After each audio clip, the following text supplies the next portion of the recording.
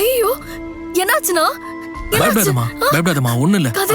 பைக்ல வரும்போது லைட்டா ஸ்லிப் ஆயிடுச்சு. ஒண்ணும் பெருசா அடி இல்ல.